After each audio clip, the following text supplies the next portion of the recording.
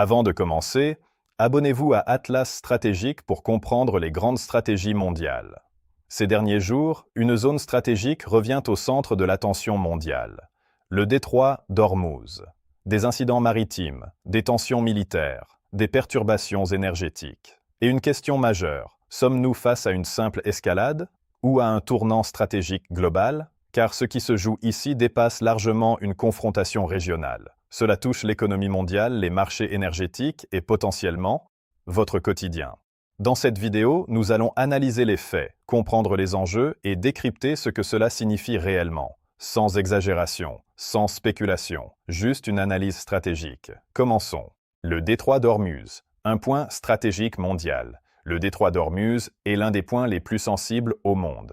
Environ 20% du pétrole mondial y transite. Cela signifie une chose, toute perturbation a un impact global. Une zone sous tension permanente. Historiquement, cette zone est marquée par rivalité géopolitique, présence militaire, enjeux énergétiques. Mais aujourd'hui, la situation a franchi un nouveau niveau. Des incidents récents. Selon plusieurs sources récentes, des navires ont été visés ou interceptés. Des tensions entre forces américaines et iraniennes ont augmenté le trafic maritime et fortement perturbé. Certaines informations évoquent tirs sur des navires saisis de cargo blocage du détroit. Mais il est important de noter, toutes les informations ne sont pas confirmées de manière indépendante. Un point clé de l'économie mondiale. Le détroit n'est pas seulement stratégique militairement, il est vital économiquement.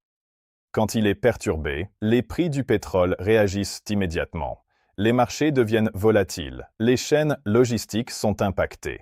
Ormuz est un point critique, et toute tension dans cette zone devient automatiquement mondiale.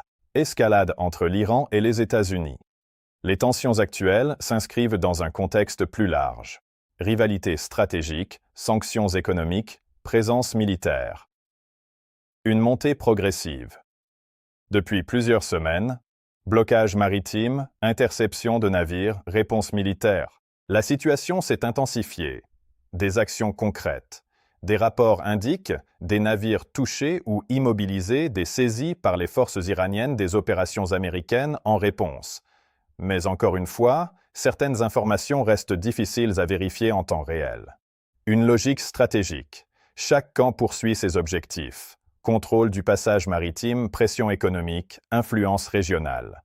Le risque d'escalade. Le danger principal n'est pas un incident isolé, mais une réaction en chaîne, une action. Une réponse, une escalade. Conclusion.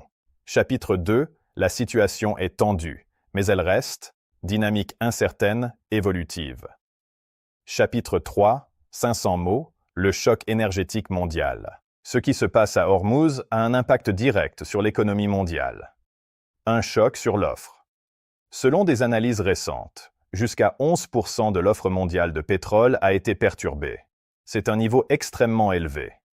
Effets immédiats, hausse des prix du pétrole, tension sur le gaz, perturbation des chaînes énergétiques, impact global, inflation potentielle, pression sur les économies, volatilité des marchés. Les régions les plus dépendantes, Asie, Europe, pays importateurs, effet domino énergie, transport, production, prix. Tout est lié. Ce n'est pas qu'un conflit régional, c'est un choc économique global. Crise majeure ou tension contrôlée. La question centrale reste, sommes-nous face à une crise mondiale? 3 scénarios possibles. Scénario 1. Désescalade, les tensions diminuent, le trafic reprend, les prix se stabilisent. Scénario 2. Blocage prolongé. Le détroit reste perturbé, les prix restent élevés, l'économie s'adapte. Scénario 3. Escalade majeure, conflit élargi, impact économique massif, instabilité globale. Le rôle des décisions politiques, négociations, stratégie militaire, pression internationale, tout dépend des choix à venir.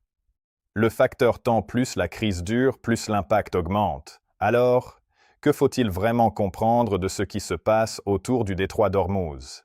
Depuis le début de cette analyse, plusieurs éléments ont émergé. Des tensions militaires dans une zone stratégique, des perturbations potentielles du trafic maritime, des impacts immédiats sur les marchés de l'énergie et une inquiétude croissante à l'échelle mondiale. Pris séparément, ces éléments ne sont pas nouveaux, mais réunis, ils dessinent une dynamique beaucoup plus importante, une dynamique qui dépasse largement un simple incident local. Car le détroit d'Ormuz n'est pas un point géographique comme les autres, c'est une artère vitale du commerce mondial, et lorsqu'une artère est sous pression, tout le système peut ressentir les effets, mais il est essentiel de garder une lecture lucide. Car face à ce type de situation, deux erreurs sont fréquentes, sous-estimer les risques ou au contraire, les exagérer. Et dans les deux cas, on passe à côté de la réalité. La réalité, c'est que nous sommes face à un système mondial interconnecté. Énergie, commerce, finance, géopolitique. Tout est lié. Et lorsqu'un point clé est perturbé, les effets se propagent. Mais cela ne signifie pas automatiquement une crise majeure. Car entre une tension et une crise, il y a une différence fondamentale, la durée, l'intensité et la capacité de réponse.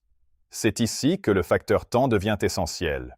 Une perturbation courte peut être absorbée, une perturbation prolongée peut créer des déséquilibres, et c'est précisément cette variable qui reste incertaine. Un autre élément clé est la capacité d'adaptation. Dans le monde actuel, les États ajustent leur stratégie, les entreprises réorganisent leurs flux, les marchés réagissent en temps réel.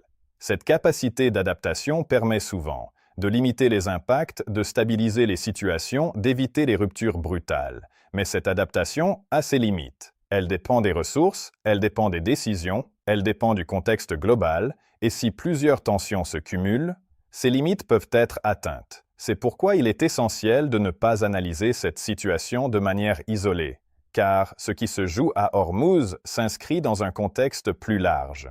Tension géopolitique globale, équilibre énergétique mondial, dynamique économique fragile. Et c'est cette accumulation qui crée une impression de basculement.